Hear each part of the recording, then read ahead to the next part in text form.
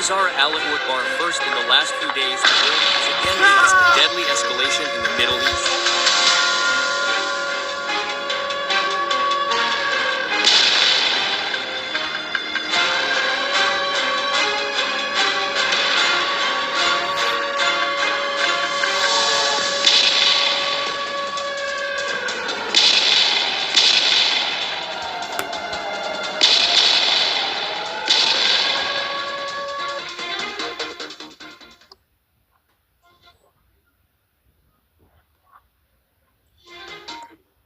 Not just diplomatic tensions, nor just loud statements in the international media. This is an open armed conflict between two major powers, Iran and Israel. From 16th to the 17th of June night, a series of massive attacks were launched by Israel on major cities in Iran under the pretext of targeting military facilities and the command of the Revolutionary Guard. In reality, Israeli missiles also destroyed public broadcasting buildings and hospitals. Civilian casualties fell. For some observers, this attack marked that Israel was once again willing to take great risks against civilians to achieve its strategic military goals. Questions arose from many parties. Is Israel's justification still relevant, or are they now pushing the region to the brink of total destruction? Iran did not remain silent. Ballistic missiles and drones were launched in response. And since then, both sides have sent signals to each other that this conflict will not end anytime soon. The question now is this just a short episode in a long conflict between two countries, or will it turn into a massive regional war that drags in the world's major powers and makes the Middle East a global flashpoint again?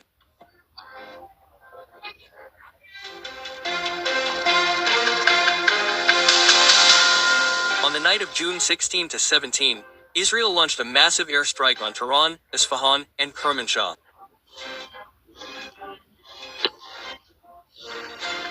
Although the Israeli government claimed that the targets were military facilities, many reports indicate severe damage in civilian areas. A missile hit the IRI broadcasting office while it was broadcasting news. 2 journalists were killed in Kermanshah. A civilian hospital was hit by an explosion. Red Cross volunteers were killed. Amnesty International said that this action risks violating international humanitarian law. For Iranian civilians, this is not just a conflict between countries, but a direct attack on the heart of their lives.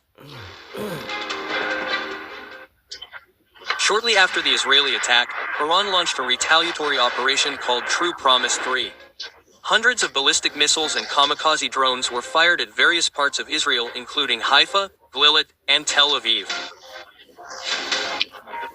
The main targets included oil refineries, air bases, intelligence headquarters, and air defense facilities. Iron Dome and other defense systems were unable to withstand all the attacks. Some missiles even escaped initial detection and hit vital targets without warning. In Haifa, a large fire broke out at an oil refinery and a gas depot. The fire ravaged the facilities for more than 6 hours before it was extinguished. 3 workers were killed and a large amount of fuel reserves were destroyed. One of the missiles also hit a military warehouse on the outskirts of Tel Aviv, causing a secondary explosion of stored ammunition. The shockwaves were felt in civilian areas, shattering apartment windows and causing mass panic. The explosion in the Glilot Industrial Center proved that even the headquarters of Israel's elite intelligence unit 8200 is not completely immune. Satellite images showed destroyed hangars and communications antennas. Although Israel did not officially acknowledge the images, they were widely circulated on social media.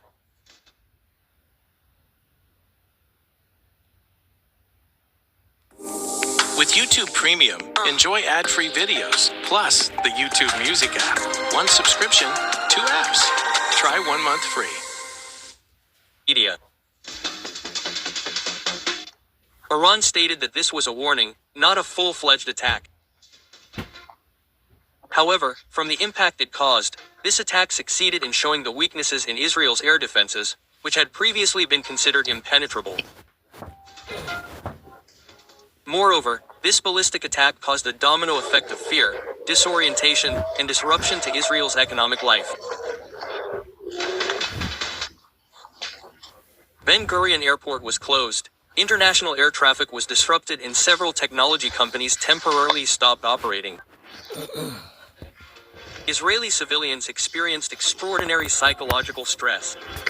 Many of them fled to the south or abroad. Videos of citizens crying in shelters spread on social media, showing the psychological impact that the Israeli public is beginning to feel. Surprisingly, Iranian kamikaze drones also managed to infiltrate an industrial area belonging to Israel's high-tech sector. Although the extent of the damage has not been fully revealed, it sends a signal that even Wadi Silicon technology is not immune from Iran's radar. Some analysts call this a demonstration of precision by Iran, which has successfully combined missile power, limited cyber attacks, and electronic warfare to confuse Israel's defenses. The world is watching as one of the world's most sophisticated military powers is confronted with a new reality, an enemy capable of infiltration and coordinated destruction.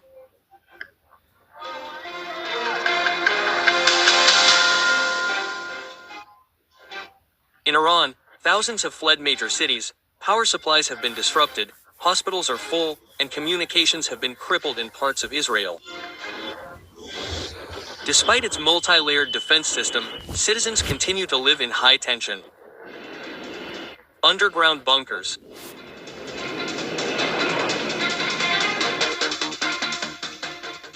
These tensions have the potential to spread far beyond the two countries. Hezbollah in Lebanon